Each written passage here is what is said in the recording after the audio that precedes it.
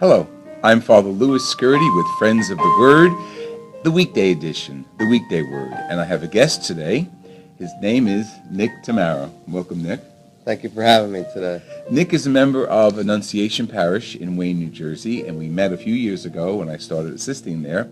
And I was fascinated with some of the volunteer works and charity that you've been involved with in your career, you might Yeah, say. I have a sports toss that I It's created. called Sports Toss. Yeah, Okay. and I got the idea from playing sports in high school. I was really into sports and stuff, and I realized, after playing over years after high school, I acquired so much extra sports stuff. So I was wondering what I should do with it. Either I should throw it out, but I realized, there's people out there, young adults coming in here that don't have these things. Okay, we're going to find out what you did with those things after we read his Holy Scriptures. We always try to apply the Word of God, and what I selected today was a section from chapter 21 of Luke. When Jesus looked up and saw wealthy people putting their offerings into the treasury, he noticed a poor widow putting in 2 small coins. He said, "I tell you truly, this poor widow put in more than all the rest. For those others have all the offerings they made from their surplus wealth. But she, from her poverty, has offered her whole livelihood." The gospel of the Lord. And I thought that Jesus encouraging charity is very important for us. Now, that's part of the motivation, I imagine, that you had when you decided to collect these sports items.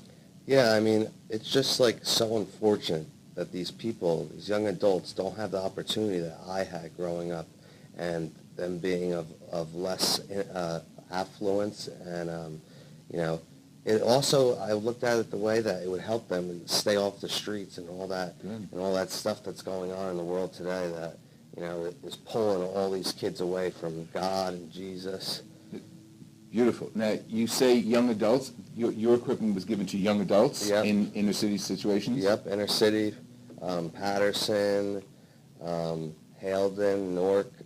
Was it only your equipment, or did you... It was my equipment, and I actually did a collection at Annunciation, around fall and springtime when people were cleaning out their garages, and we got a really great response. That's great. We filled up a truckload, and, it started when I was young, I gave back.